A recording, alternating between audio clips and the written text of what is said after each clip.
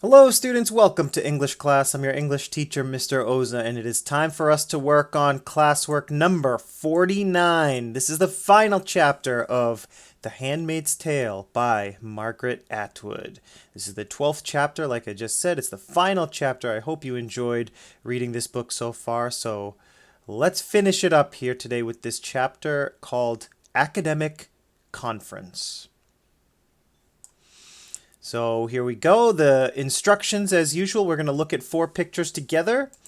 I'll give you a little preview of what we're going to read about today. You're going to write down one prediction once this video is over. I'll give you some feedback on that prediction, let you know if you're correct. And you're going to write down one question that you have about today's content. And as usual, I'll be able to answer that question for you right away, right here in class. So before we look at those 4 pictures, let me just explain to you the context of today's chapter. So in the last chapter that we read, our main character, Offred, was about to be put into a van and taken to somewhere. We don't know where. She got caught for going to Jezebel's with the commander. Serena Joy, the commander's wife, was very mad, and the what we think were the eyes of Gilead, the military police, were taking her away. We thought that it was a very scary moment, but also, Nick, is the commander's assistant and the commander's driver. Nick says, it's okay. It's Mayday. Go with them. Mayday is the name of the secret rebellious group. And so, we're also thinking at the same time, maybe Offred is going off to freedom. So it's an exciting ending where we're not 100% sure if she's going off to freedom or if she's going off to get punished. And so in today's chapter, we'll kind of answer some of those questions. All right, so here's the timeline basically of what's happening in this final chapter. Of course, the year right now is 2021. The main events of The Handmaid's Tale, roughly 2050. So we're dealing with like 19 years into the future. All of this stuff happening here in the United States as the United States gets taken over and turns into the Republic of Gilead. Today's chapter takes place in 2195. So now we're talking 174 years into the future. All right, so this is way after Offred and Nick and the commander and Serena Joy Waterford and all of that. Today's chapter takes place at an academic conference long into the future.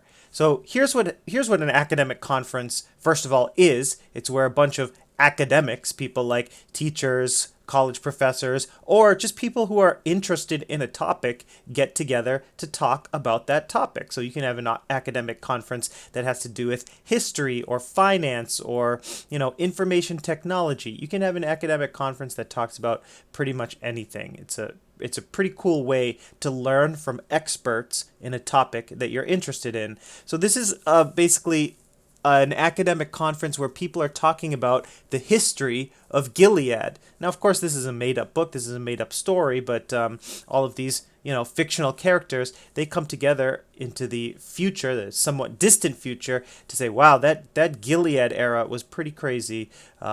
Let's talk about it. Let's learn more about it. And so the narrator essentially in this chapter is a history professor who has been studying The Handmaid's Tale. And one of the first things that this professor says is, we have to learn from history and we should be thankful for what history gives us. So basically what they're saying is Offred's story was recorded on audio cassette tapes, and those tapes were discovered. And so he's saying like these are little crumbs of history that we can learn from and we should be very grateful for, which I do think kind of ties into like the overall theme of the book of learning from history and being thankful for the history that you have, because if you're able to learn from the past, you might be able to set up a better future for yourself and your family and the people around you. So I think that's a very good message that this presenter at the academic conference is trying to send to the readers. Just, be thankful for the history that you have. Analyze it critically, but still be thankful for all of these documents and tapes and pieces of history that we have that we can learn from. One thing that they discuss is what happened to Offred after she gets into that van, right? That was kind of like one of the most, you know, difficult endings to read where you're like, well, is she safe now? Is she getting punished? Is she off to safety? And of course, this book is, fictional, so we don't know for sure what happened. It's kind of like up to your imagination, but this historical conference does a good job of saying, well, this is what could have happened. So, this story, of course, taking place in Massachusetts, they're suggesting that she could have crossed the border into Canada and then found her way into England, which is a country in the United Kingdom over here across the Atlantic Ocean. So they're saying that, Canada didn't want to make its, powerful neighbors here upset. Of course, this should say, the Republic of Gilead, right? Because Gilead takes over the United States in our book. But they're saying that Offred, probably would have, if she was seeking freedom, spent some time in Canada and found her way to the United Kingdom. They do also say that these tapes, right, the tapes that she recorded that ended up being this book, were found in Bangor, Maine, which is right here. It's like not that far from the Canadian border. So it does suggest that she was able to get freedom, at least for a certain amount of time. Was she recaptured? Was she punished after she was recaptured? All of those things, we're not sure.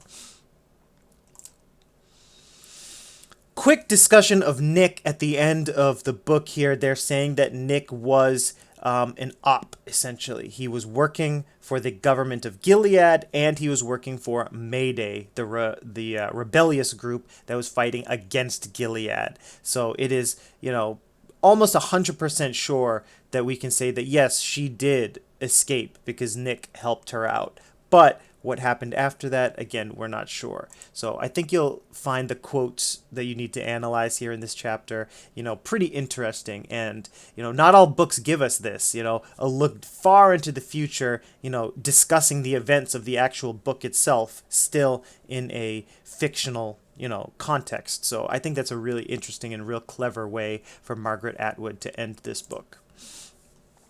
As usual, once this video is over, based on the stuff we just talked about, you've got one prediction to write, one question to write, and I will do my best to give you some feedback. All right, once you do that, you're going to read the chapter for yourself. As usual, there is a link in your Google Doc where you can read the chapter. Then you're going to fill out the says means matters chart. Remember, if I give you the quote, you give me the description of what's happening in the quote. If I give you the description, then you find a quote that matches that description. And please don't forget to put in a citation to show where you found that quote. All you need to do for your citation is put the author's last name and the page number. For your open response today, you're going to essentially write the beginning of a sequel to The Handmaid's Tale. I feel like this is a pretty interesting way to end the book by writing a little bit of a sequel, is because the last chapter here gives us so much information about what happens to Offred. So you can just kind of fill in the blanks. We know that Nick was a secret member of Mayday, helping out handmaids and helping people rebel. We know that this manuscript, or I should say these cassette tapes, right, that Offred recorded her story on, were found in Bangor, Maine. So she was at least able to escape, a few states away and find her freedom, at least temporarily. We don't know what happened to her in the long run, but at least the pieces are there in place for you to write the sequel to The Handmaid's Tale.